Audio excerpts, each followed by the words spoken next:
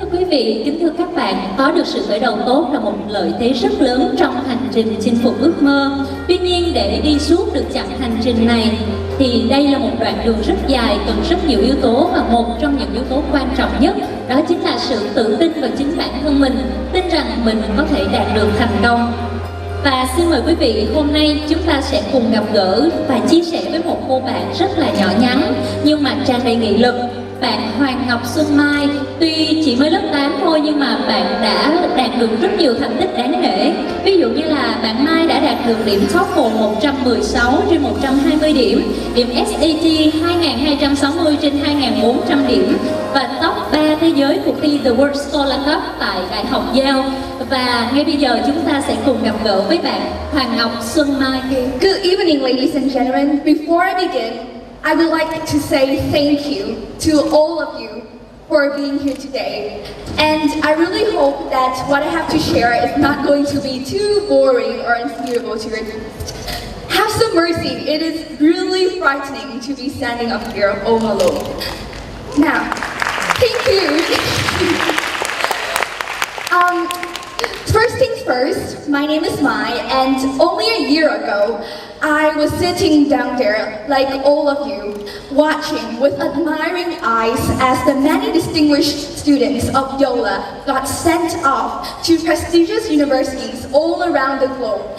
And I couldn't help thinking, when would be my time? When would be my time to escape from the creaky, cracky classrooms of the Vietnamese public schools? When would be my time to not be herded to this extra class and that from morning to night? When would be my time to not have to memorize everything word by word, but can really have my say and express my true opinions on a wider platform? When? Now, my first advice for all of you is that you should stop asking when. Asking when leads you nowhere. Throw it out of the window and start asking how. How do I get into the schools that I've always dreamed about? How do I attain that scholarship to go there? And when you start asking how, you realize that, well, the answer is pretty simple. Who are schools looking for? Schools are looking for students who are committed and ambitious. Always be prepared, because you never know when your chance is going to come. Now, during my school years at TRUNG High School for the Gifted, I've met many students, many smart Alex, and I believe that all of you here are like them, who look at my studying to try to get the top score at school and average point, grade point, and whatever. And they go, why do you spend time to memorize 10th century wars and how to raise pigs effectively? How would that help you? And they say whenever their parents tell them to study for the next test, they vow that they will never study at all.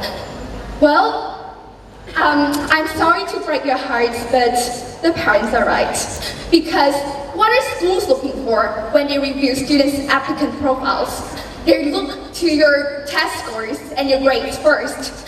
So, everyone knows that a lot of the information that schools in Vietnam teach us are not relevant, but that's no excuse for failing at what you could have done better. Good scores show schools that you are a committed person, that you're not just a nihilist who floats around and say, I don't care. The I don't care attitude is perhaps the most detrimental attitude ever, because when a golden opportunity goes knocking at your door, you don't want to smile ruefully, shake your head and say, oh my God, I'm such the perfect person for that post. It's just that my scores are not that high. Scores are the easiest things to get done, so get them done first. Get them done and move on to more important things.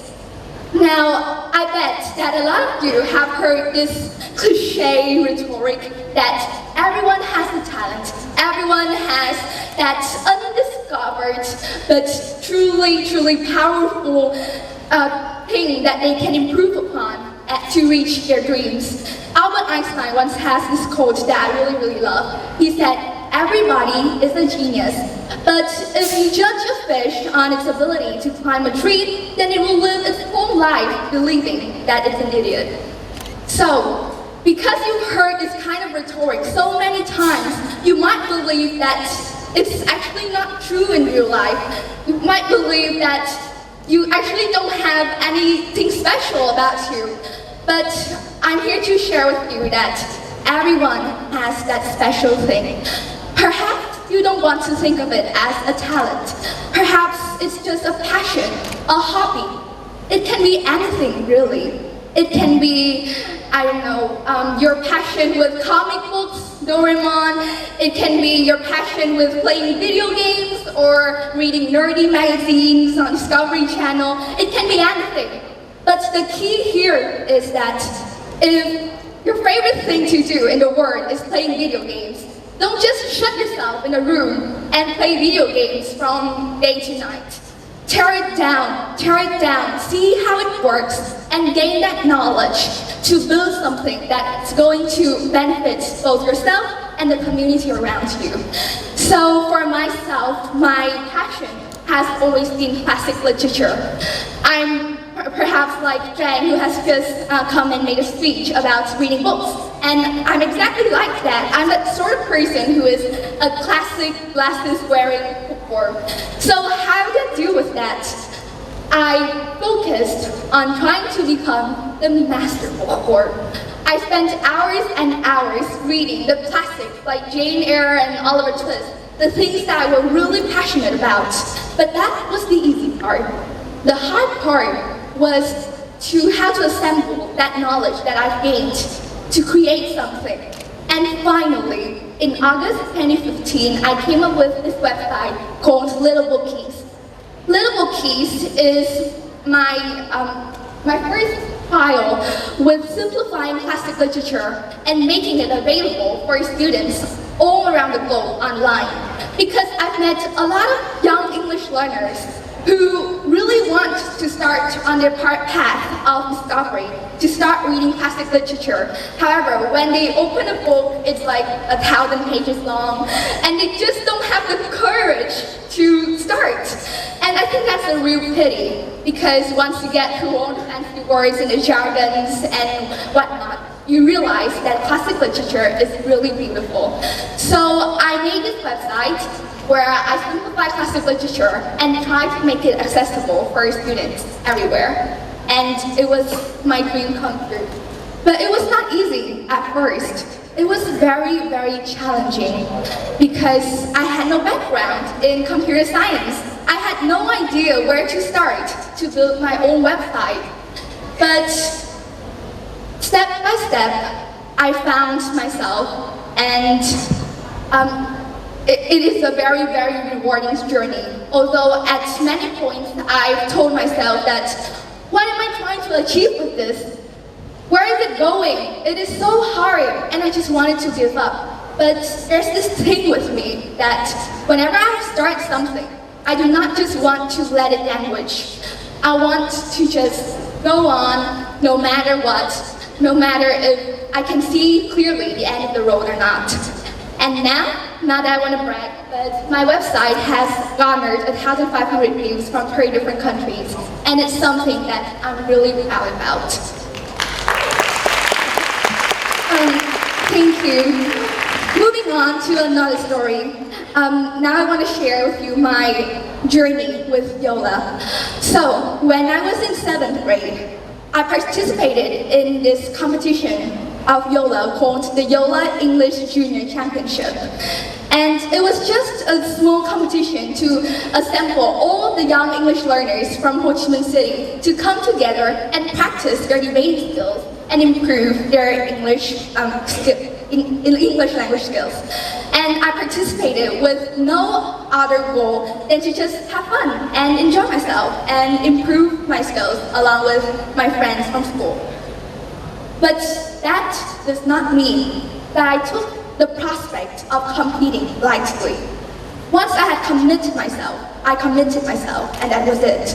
I spent hours every day to practice debating with my friends from school, and finally, all our hard work paid off in the results that we received. which was Dream.Dare.Do school, won first place in that competition, and I got myself a scholarship to study at YOLA. At that point, I had already finished TOEFL and the IELTS, so the two options that were available were SAT and creative writing class or college essays. So after some considerations, I went with the SAT. Crazy, isn't it? A 13-year-old kid in an SAT class. It was really difficult for me at first because I had no prior knowledge of parables and coding sections and all the different insanely difficult mathematics stuff. And I struggled a lot. But thanks to the help of my YOLA instructors, after 3 months of just going through all the things that I had to study, all the jargons, all the mathematical formulas, I decided that I was going to take the test. Just to prove to myself that, after all, it's not that impossible for a 13-year-old kid to take the SAT and kill it. Well, after I took the test, I accidentally realized that students who were in 8th grade or below and who had taken the SAT could apply for 5 of the most prestigious talent search of the universities in the United States. And after some research, I chose Johns Hopkins Center for Talented Youth. After 2 weeks, I received my results and I got into the program. I believe that my acceptance into this program by Johns Hopkins has really played a pivotal role in my subsequent admissions into my dream school, Phillips Exeter Academy. So what I want to say here is, when I started on this journey, when I committed myself to YOLA English Junior Championship, I had no idea where that would lead me in the end. It is only subsequently, when I look back in retrospection, that I can see how all the dots in my life connected in what I might think like a conspiracy almost. And I believe that if you try your best and always be committed, although you do not clearly see the end of the road, always do the best that you can, and the reward will be worth your effort.